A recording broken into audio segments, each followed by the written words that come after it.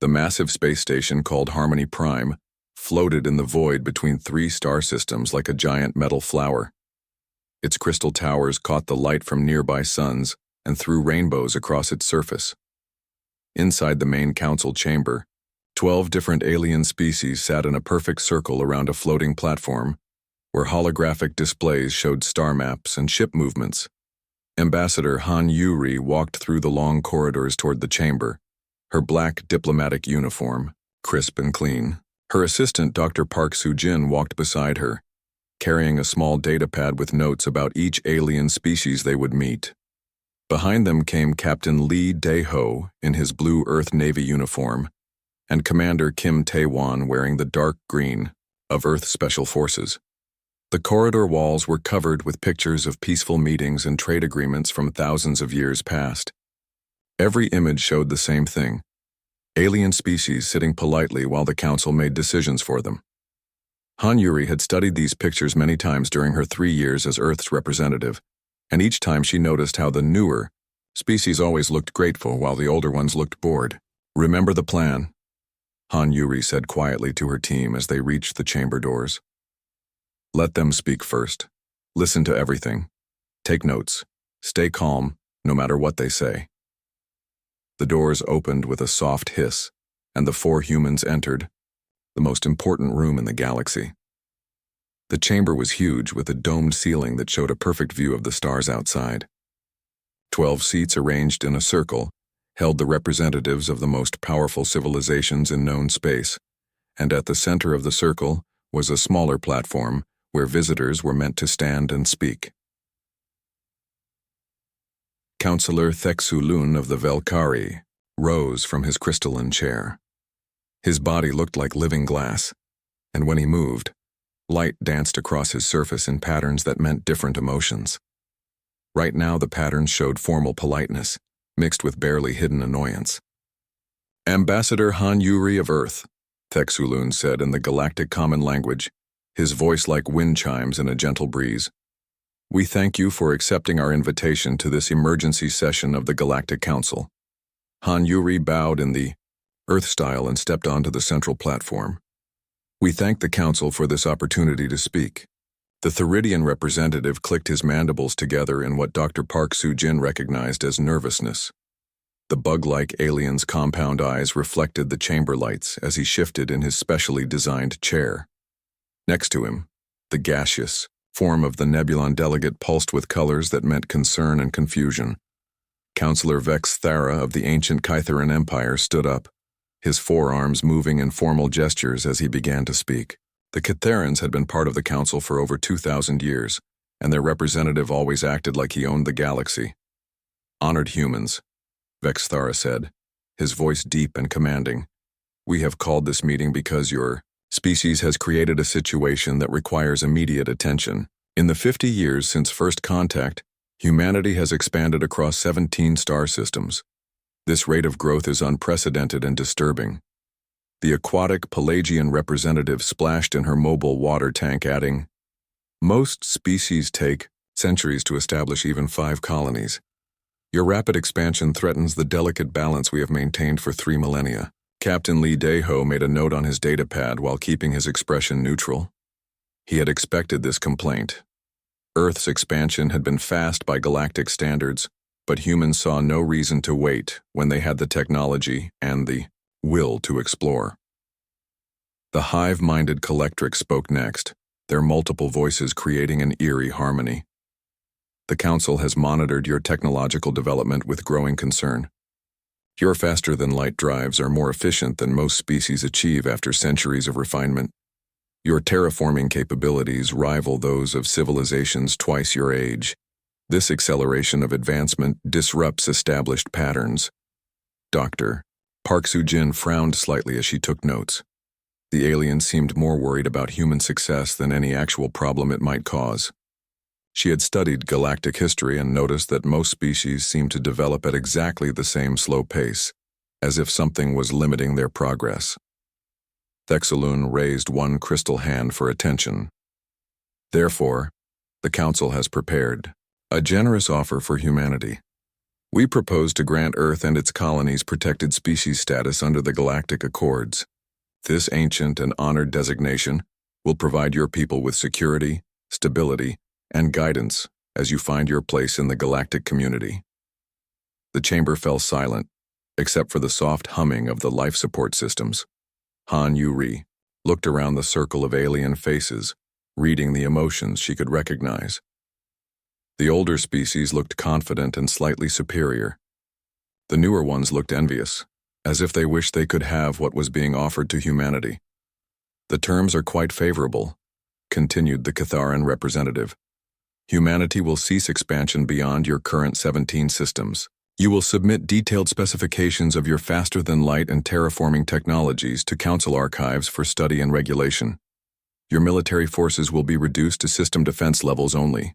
In exchange, you will receive full trading privileges with all Council species, access to our vast libraries of knowledge and protection under Council law.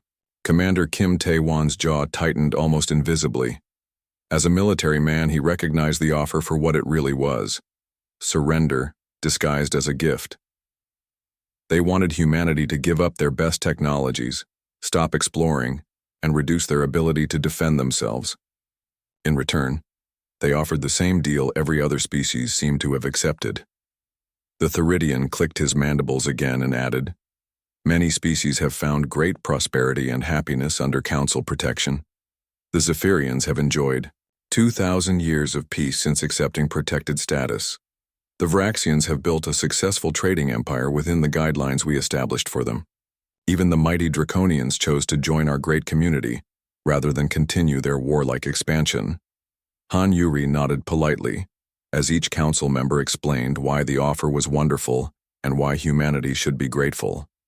They spoke of stability and peace, of wisdom gained over millennia, of the importance of not disrupting the careful balance that kept the galaxy functioning smoothly.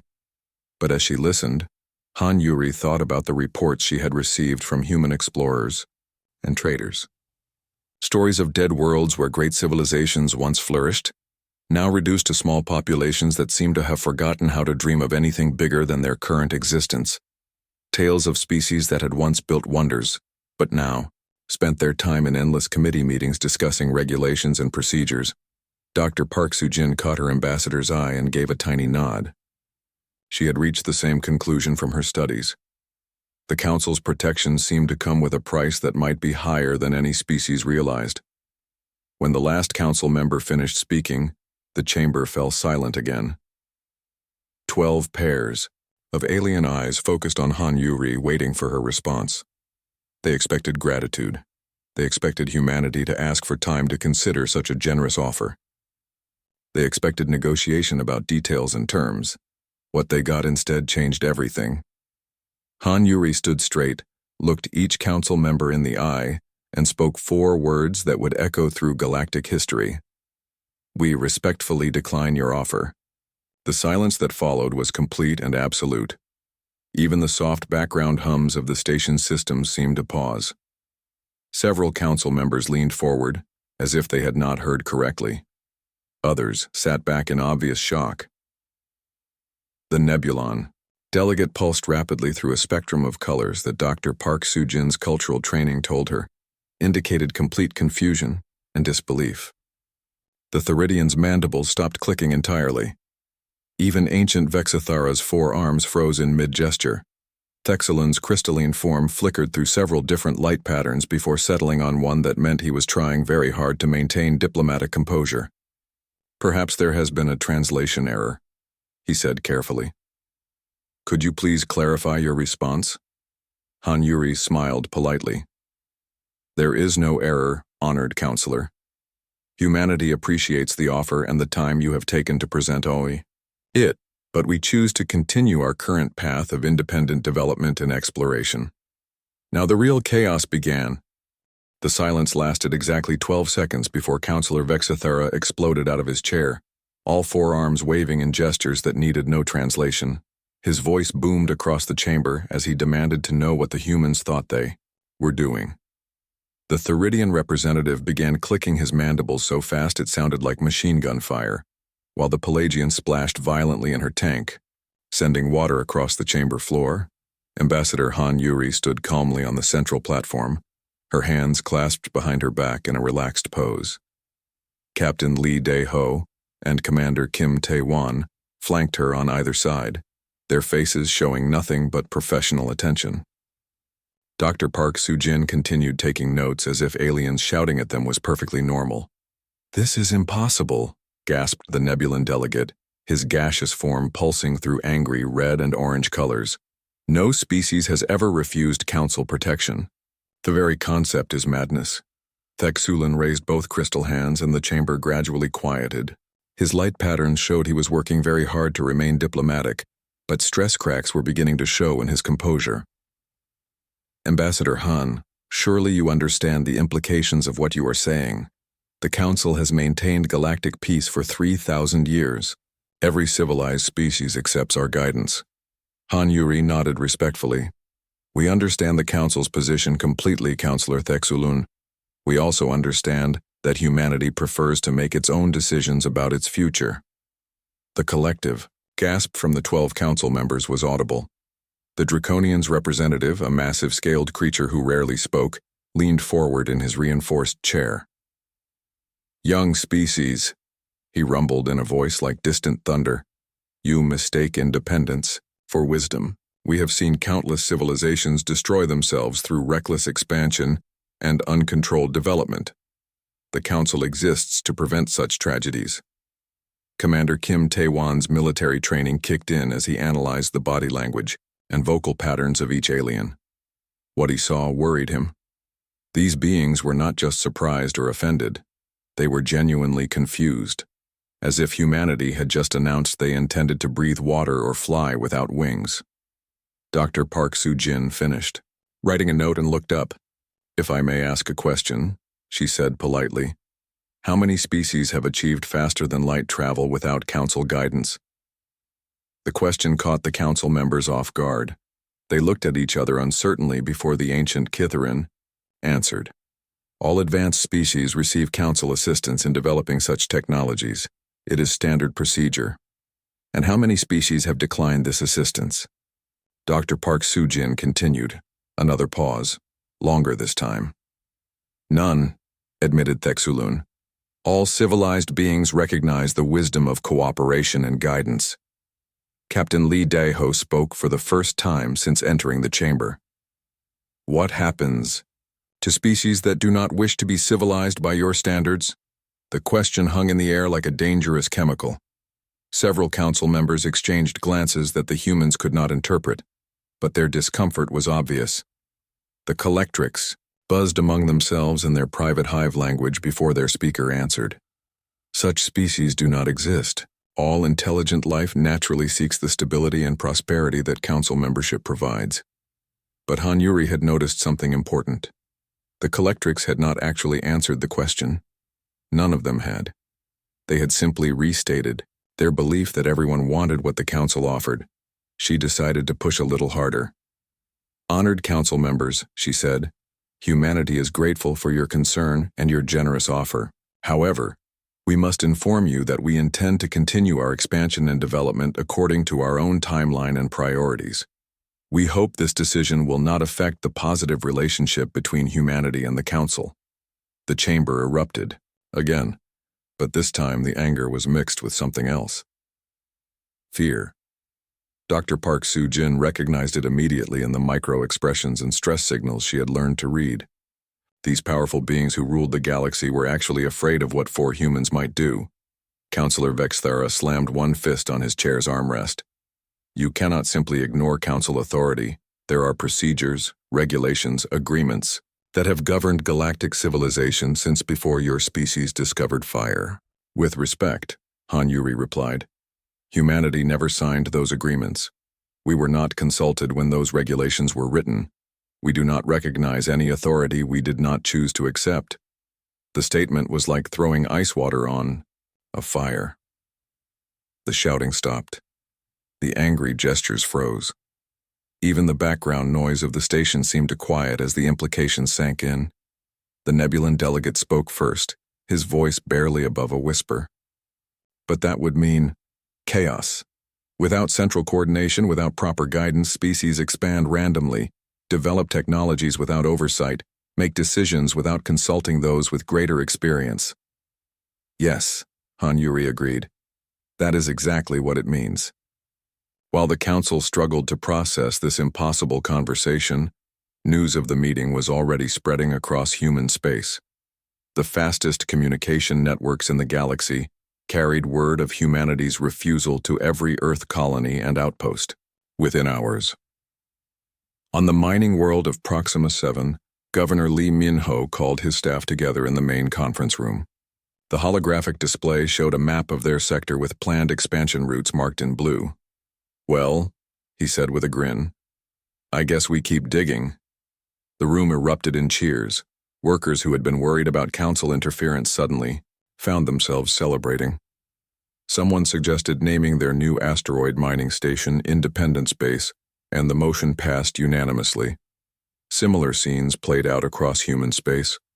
On the agricultural world of Kepler 442, colonists who had been preparing to defend their expansion into a neighboring system realized they no longer needed to worry about council approval. The terraforming crews working on 3 different planets got orders to continue their projects at full speed. Captain Nam Ho-seok of the exploration vessel New Busan received the news while his ship was mapping star systems in the outer spiral arm. His crew gathered on the bridge to hear his response. "Change course," he told his navigator. "Set course for the Centauri Nebula. Time to see what's out there." Back on Harmony Prime, the council session had devolved into chaos. Representatives who had not raised their voices in decades were shouting at each other about precedents and procedures. The Theridian was clicking so rapidly that his translator struggled to keep up. The Pelagian had to be restrained by her mechanical attendants to keep her from flooding the chamber. But in the midst of the confusion, something even more disturbing was happening. Secure communication channels throughout the station were lighting up with messages from species not represented in the main council. Smaller civilizations that had accepted protected status were quietly asking their handlers about the human situation.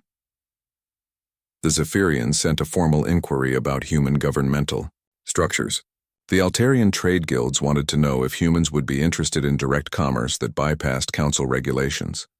Most shocking of all, the Vraxian merchant fleet had already dispatched 3 ships toward human space with full trade manifests. Commander Kim Tae-won monitored his personal communication device and noted the flood of encrypted messages arriving from human intelligence networks throughout the galaxy. What they were reporting would have been unthinkable just hours earlier. Dozens of alien species were expressing private interest in the human approach to independence. Thexulun finally restored order by activating the chamber's sound dampening system, which reduced all voices to whispers until he chose to restore normal acoustics. "This discussion has become unproductive," he announced, his crystal form flickering with patterns of barely controlled anger. "Ambassador Han, we will give you time to reconsider your position. Surely, when you fully understand the consequences of rejecting council protection, you will see reason." Han Yuri bowed politely. "We appreciate the council's patience, but our decision is final. Humanity will continue to chart its own course. And if that course leads to conflict with established galactic law," demanded Vexithara. The question was clearly meant as a threat, but Han Yuri answered it as if it were a simple request for information. "Then humanity will defend its right to exist, as we choose to exist." The 4 humans turned and walked toward Yi, the chamber doors with the same calm dignity they had shown when entering. Behind them, the most powerful beings in the galaxy sat in stunned silence, trying to process what had just happened. As the doors closed, Dr. Park Soo-jin made one final note in her report. "They are not angry because we refused their offer. They are terrified because we proved refusal was possible." President Kang So-young stood behind the podium in the main auditorium of Earth's Capitol building, looking out at an audience that included not just human reporters, but also alien correspondents from dozens of species. The large viewing screen behind her showed a map of human space with all 17 colonies marked in bright blue dots.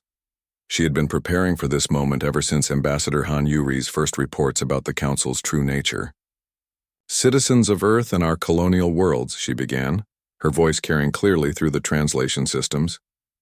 Today, humanity took a stand for a principle that we believe is fundamental to intelligent life: the right to determine our own destiny. In the audience, reporters furiously took notes while hidden cameras recorded everything for broadcast across the galaxy. The alien correspondents seemed particularly interested, though their body language suggested confusion more than hostility. Several had never seen a leader speak directly to their people without first consulting a council or committee. Some will ask why we refused such a generous offer. President Kang continued. After all, the Galactic Council promises peace, stability, and protection. These are not small things.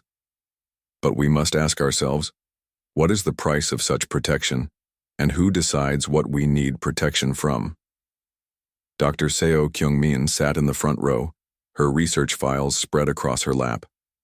As Earth's leading expert on galactic history, she had spent months preparing the evidence that would support the president's next statements. Her findings had shocked even the most cynical members of the government. Dr. Seo will now present her findings about the true history of the Galactic Council and its protected species, President Kang announced, stepping aside as the historian took the podium. Dr. Seo activated the holographic display, and images of thriving alien civilizations filled the air above the audience. Cities that reached into the clouds, space stations that dwarfed anything humans had built, fleets of exploration vessels heading toward distant stars.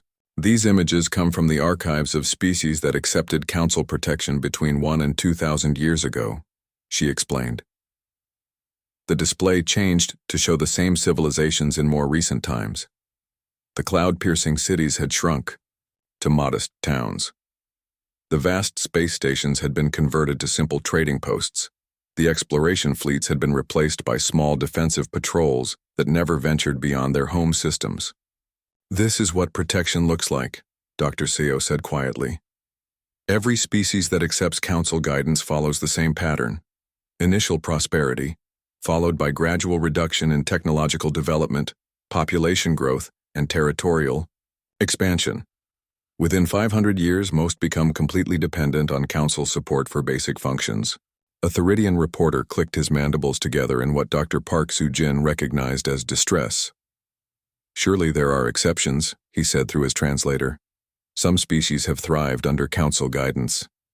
Dr. Seo nodded respectfully. That is true. The Vraxians, for example, have built a successful trading network. But if you examine their history, you will find that they once developed technologies that could have revolutionized space travel. Those innovations were classified as destabilizing and quietly suppressed. The Zephyrians were once explorers who mapped half the galaxy. Now they have not sent a ship beyond their home system in 800 years. The audience grew very quiet as the implications became clear. Admiral Yoon Jae-sung, sitting in the military section, found himself thinking about Earth's own rapid development. In just 50 years, humans had gone from primitive chemical rockets to faster-than-light travel. They had terraformed hostile worlds and built thriving colonies across 17 star systems. If they accepted council protection, would they still be reaching for the stars in 100 years? President Kang returned to the podium. The council operates on a simple principle: prevent any species from growing strong enough to challenge the established order. They achieve this not through force but through dependence. They offer knowledge, but only knowledge they approve. They provide security, but only from threats they define. They grant prosperity, but only within limits they set. Captain Nam Hoseok watched the broadcast from the bridge of his exploration ship, deep in the Centauri Nebula. His crew had discovered something that supported everything the president was saying: the remains of a massive space station, clearly built by an advanced civilization, but abandoned centuries ago. The station's logs, partially recovered by his science team, told a story of gradual decline following acceptance of council protection. "We found 14 dead worlds in this sector alone," he reported to Earth via quantum communication. "All show the same pattern: advanced civilizations that simply stopped advancing. The archaeological evidence suggests they just gave up trying to grow. Professor Kim Hae-jin at Earth University had been studying the psychological profiles of council species for months, and her findings were disturbing. They have bred compliance into entire civilizations, she explained in her report to the government. Not through genetic manipulation, but through social conditioning. After generations of being told that expansion is dangerous, that innovation must be approved, that individual initiative is selfish, these species have lost the ability to even imagine alternatives. The president's speech continued with a direct challenge to the galaxy's understanding of civilization itself. The council would have you believe that growth and change are dangerous, that new ideas threaten stability, that young species must be controlled for their own good. We reject this completely. General Oh Dong-wook, Earth's most experienced military strategist, had been analyzing the strategic implications of humanity's decision. His conclusions were sobering, but not discouraging. They will try to make an example of us, he reported to the Defense Council. But they face a problem. Their member species have forgotten how to fight a war against someone who refuses to surrender. The broadcast reached every human colony and was intercepted by alien communication networks throughout the galaxy. On Proxima 7, colonists watched in their community centers and work halls, cheering at key moments. On the agricultural world of Kepler 442, farmers gathered around portable screens in their fields, nodding grimly as the president explained why they would continue expanding into new territories. But the most significant audience was one the humans could not see. Aliens throughout council space were watching in secret, using hidden communication networks and illegal receiving equipment. For the first time in centuries, they were hearing someone challenge the basic assumptions that governed their lives. Dr. Park Soo-jin, now back on Earth, presented her analysis of the Council's reaction to humanity's refusal.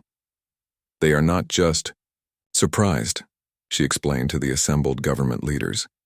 They are genuinely unable to process what we have done. In their experience, intelligent species naturally seek guidance and protection. The idea that someone might prefer freedom to security is literally outside their mental framework. President Kang concluded her speech with words that would be remembered for generations. Humanity chooses the difficult path of independence over the comfortable path of protection. We choose the uncertainty of freedom over the guarantee of limitations. We choose to remain human rather than become something smaller and safer. As the broadcast ended, communication networks across human space lit up with messages of support. Colony governors reported that their populations were more determined than ever to continue expanding and developing. Military commanders assured Earth that their forces were ready to defend human independence against any threat. But perhaps most importantly, intelligence reports from across the galaxy indicated that humanity's message had reached ears it was never intended for. Species that had been protected for centuries were quietly asking questions they had never asked before. The Vraxian merchant guilds were openly discussing the benefits of unrestricted trade. The Zephyrian Science Council had submitted a formal request to study human governmental systems. Admiral Yoon Jae-sung reviewed the defensive preparations that had been quietly underway for months. We have been building for this moment since we first encountered the council, he told his staff. Our colonies are not just settlements, they are fortresses. Our trade routes are not just commercial paths, they are supply lines. Our exploration ships are not just scouts, they are the foundation of a military network that spans known space. The council would soon discover that humanity had not just refused their offer. They had been preparing for the consequences of that refusal since the day they first learned what council protection really meant. Dr. Seo Kyung-min made one final observation that captured the heart of humanity's position. They offer us the same bargain they offered everyone else. Give up your dreams of greatness, and we will make sure you never have to face the dangers that come with pursuing them.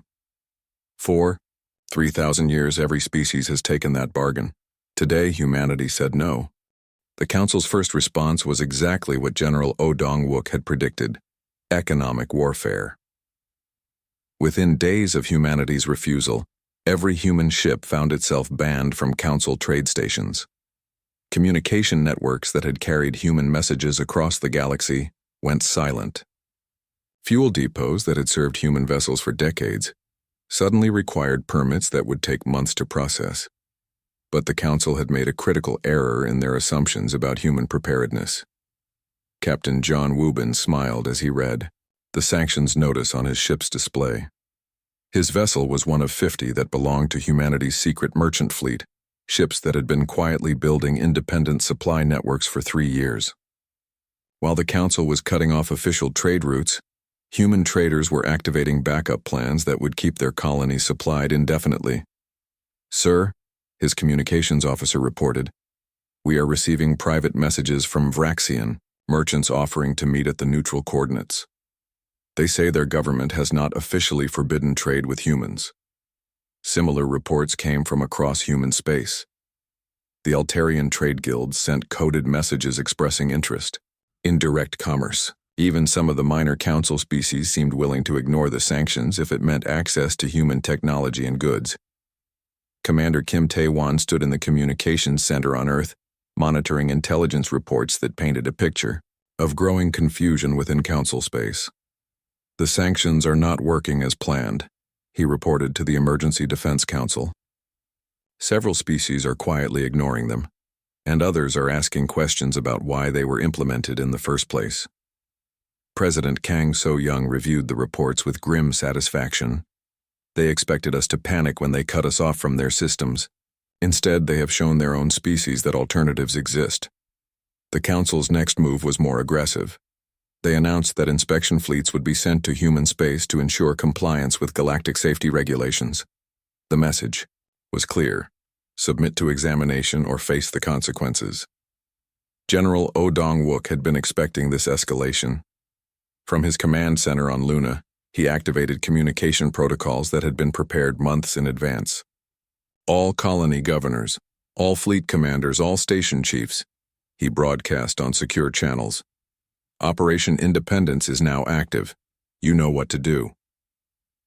When the first Council inspection fleet arrived at the Proxima system, they found something unprecedented in galactic history: a polite but firm refusal to allow foreign military vessels into human territory. Governor Lee Min-ho transmitted from the orbital station above Proxima 7th, his message calm but uncompromising. "Honored Council representatives," he said, "Proxima system welcomes peaceful visitors and legitimate traders. However, we cannot permit uninvited military inspection of sovereign human territory. Please state your business or proceed to the edge of our system." The Council fleet commander, a Kitharan named Velthok, had never encountered such a response. For 2,000 years, inspection fleets had been welcomed with grateful compliance. His forearms gestured angrily as he opened a communication channel. "By what authority do you deny Council inspection rights?" he demanded. "Every civilized system accepts such oversight as a matter of basic galactic law." Governor Lee's response was delivered with perfect diplomatic courtesy. "By the authority granted to us by the people of Proxima System, who have elected not to accept Council jurisdiction over their territory." The concept was so foreign to Velthok that his translation systems required several seconds to process it. When understanding finally came, his reaction was explosive. "You cannot simply declare independence from galactic civilization. There are procedures, agreements, established protocols that govern all inhabited space." "Honored Fleet Commander," Governor Lee replied, "humanity recognizes only those laws we have chosen to accept. We have chosen not to accept Council authority over our internal affairs." While this confrontation played out at Proxima, similar scenes were occurring throughout human space. At every system, Council inspection fleets found themselves politely but absolutely refused entry. Not with threats or weapons, but with calm statements that human space was no longer open to uninvited foreign military vessels. Captain John Wubin's stealth reconnaissance fleet had been gathering intelligence throughout Council space for months, and their findings were finally ready for analysis. Dr. Park Soo-jin sat in the secure briefing room on Earth, reviewing data that would change humanity's understanding of their situation completely. "The Council is not what they claim to be," she announced to the assembled leadership. They are not a peacekeeping organization. They are a control system designed to prevent any species from threatening the founding members. The holographic displays showed secret shipyards hidden throughout Council space, massive construction projects that had been concealed for centuries.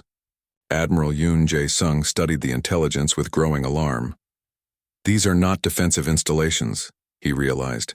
This is preparation for conquest. Professor Kim Hae-jin's analysis of captured Council communications revealed the psychological foundation of their system. They have convinced their member species that independence is not just dangerous but literally impossible. The protected species do not rebel because they cannot imagine rebellion as a real option. But the most damning evidence came from the Council's own archives, accessed by human intelligence operatives who had infiltrated data networks throughout their space. Dr. Seo Kyung-min presented files that documented the systematic weakening of every species that had ever accepted Council protection. They call it the integration protocol, she explained, her voice tight with anger. Every protected species follows the same pattern. Initial prosperity to demonstrate the benefits of cooperation, followed by gradual reduction in autonomy, disguised as efficiency improvements. Within 500 years, most become completely dependent on Council management for basic governmental functions. The files showed species after species following this pattern. The proud Draconian Empire, once conquerors of star systems, now manage small agricultural worlds under Council guidance.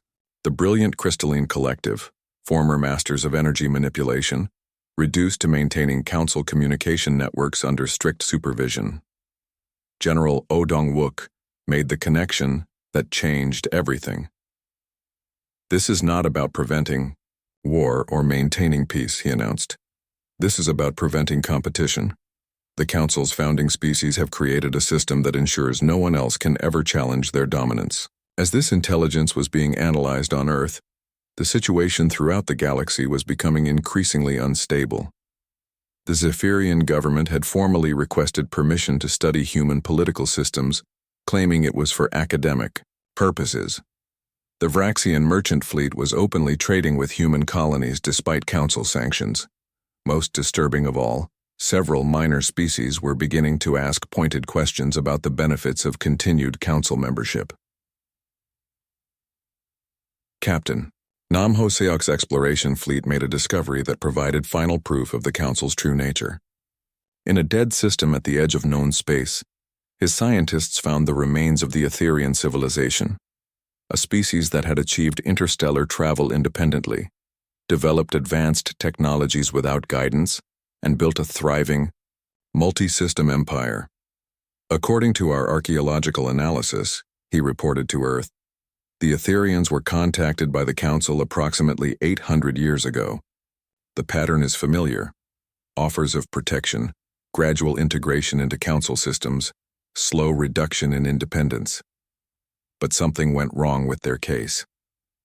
The evidence suggested that the Etherians had begun questioning Council authority after several centuries of membership. They had started developing technologies without approval, expanding into systems without permission, and teaching their children to think independently about their future. The Council's response had been swift and final. The entire Etherian civilization had been eliminated, their worlds depopulated, their history erased from official records. Only the archaeological evidence remained to tell the story of what happened to species that tried to leave the Council's protection. Commander Kim Tae-won studied the implications with the cold analysis of a professional soldier. They have done this before, he told the Defense Council. When economic pressure and political manipulation fail, they resort to genocide. This is what awaits us if we continue to resist. But instead of backing down, Earth's leadership doubled their commitment to independence. President Kang So-young addressed the galaxy again, this time with evidence of the Council's crimes laid bare for all to see. We now know what Council protection truly means, she announced, as images of dead Etherian worlds filled the broadcast screens. It means the slow death of everything that makes a species unique and valuable. And for those who resist, it means extinction disguised as unfortunate accidents or natural disasters. The broadcast included full documentation of the integration protocol, evidence of the secret military buildup, and proof of the Etherian genocide. Within hours, encrypted copies were spreading through underground networks to every corner of Council space. The galaxy's response was immediate and explosive. On dozens of worlds, populations that had lived in comfortable submiss, the Council's war fleet gathered at the edge of the Tau Ceti system like a storm of metal and fury. Admiral Yoon Jae-sung stood on the bridge of the Earth defense ship Seoul, watching long-range sensors track over 3,000 vessels of every size and design. Ships from 12 different species had come to make an example of humanity, their combined firepower enough to sterilize entire worlds. "Sir," reported his tactical officer, "the enemy fleet is maintaining formation at the system edge. They appear to be waiting for something." Fleet Admiral Song Ji-hai knew exactly what they were waiting for. From her command ship Terra, she watched the same sensor readings and smiled grimly. The Council expected to find human ships arranged in traditional battle formation, ready for a conventional space engagement they could not possibly win. Instead, they found something that had never existed before in galactic military history, an entire star system converted into a fortress. "Activate the beacon," she ordered, and across human space a signal went out that had been prepared for this moment. Within hours, ships began arriving in Tau Ceti that should not have been there according to every intelligence report the Council possessed.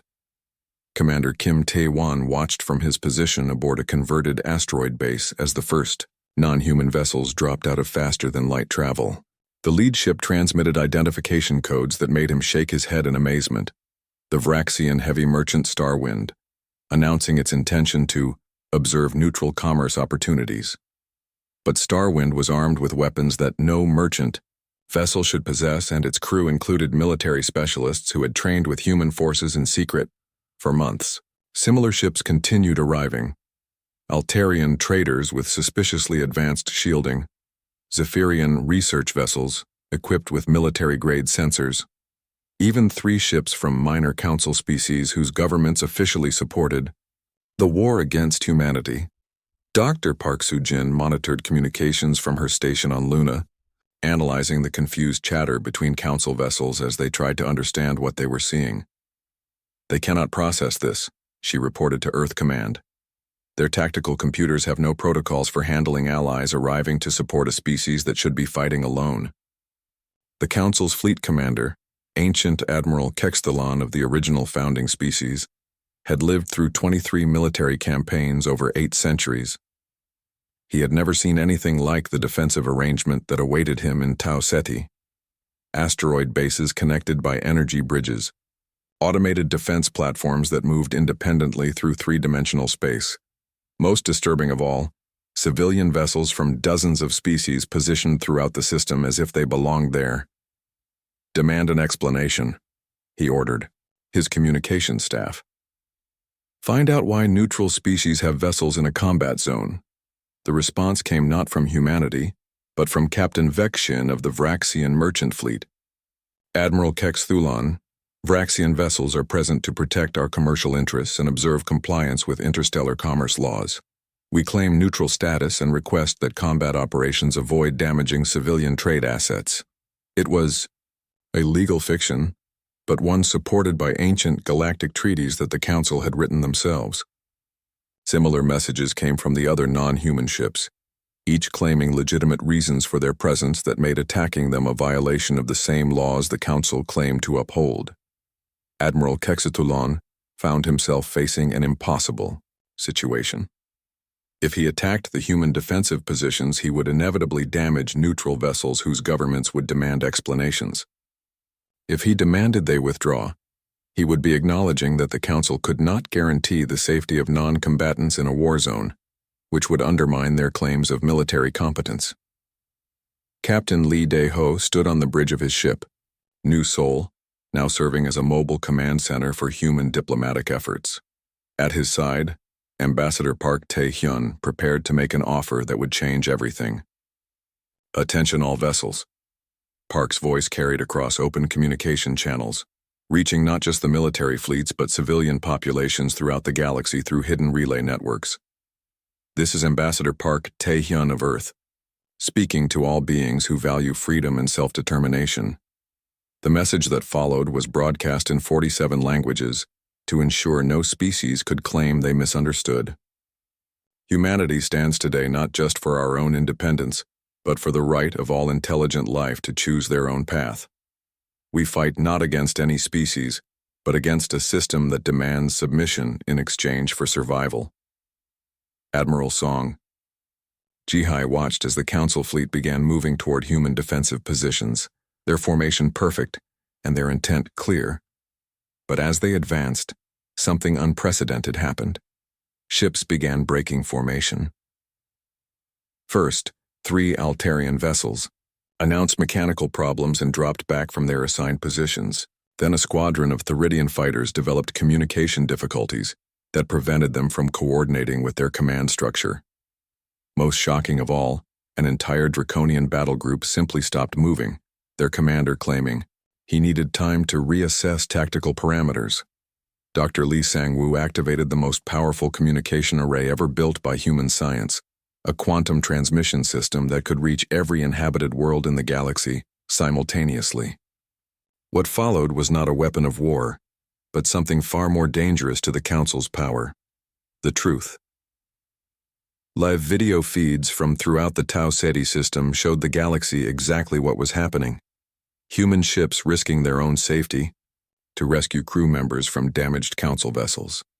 Alien species fighting alongside humans not because they were forced to, but because they chose to.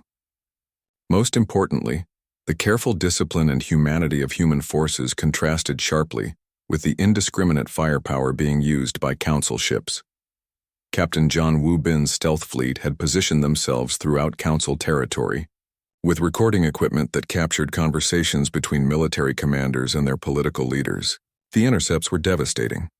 Orders to make an example that will be remembered for 1,000 years, discussions of acceptable casualty levels among Council populations, and plans to blame human aggression for any civilian deaths that resulted from the campaign.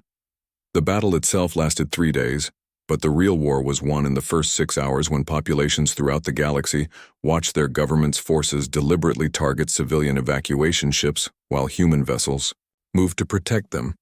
By the second day, spontaneous demonstrations had begun on 17 Council worlds demanding explanations for their leaders' actions. Commander Kim Tae-won led the ground defense of Proxima Station, where Council Marines had attempted to establish a beachhead. The fighting was fierce but brief, ended when human forces offered surrender terms that guaranteed safe passage home for all Council personnel who laid down their weapons. "This is not how wars are supposed to end," reported one of the surrendering Kitharan officers. "We came here to destroy you.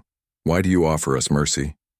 Kim Tae-won's response was simple: "Because we are fighting for the right to remain human, and this is how humans behave." The images of human soldiers sharing food and medical supplies with their former enemies spread across the galaxy faster than any government could suppress them. Species that had been told for generations that independence led to barbarism and chaos saw something completely different. Disciplined, compassionate people defending not just their own freedom, but universal principles of dignity and self-determination. President Kang So-young addressed the galaxy one final time as Council fleets began withdrawing from human space and civilian uprisings spread to over 40 worlds. "Humanity never sought to conquer or control others," she said, speaking directly to populations that were beginning to remember what freedom looked like. "We asked only for the right to be ourselves." That this simple request led to war tells you everything you need to know about the system that has governed your lives. The end came not with a dramatic surrender, but with a cascade of governmental collapses as species after species formally withdrew from Council membership. The Vraxians were first, announcing that they would henceforth manage their own affairs, without Council guidance. The Zephyrians followed within hours, their Science Council declaring independence from external oversight of their research programs. By the time the formal ceasefire was signed, 53 species had left the Council, and 12 others had demanded immediate reforms in exchange for continued membership. The ancient system of enforced stagnation that had controlled the galaxy for 3 millennia simply dissolved as populations rediscovered their own capacity for self-governance. Admiral Kex Thalon transmitted his final report to what remained of Council leadership.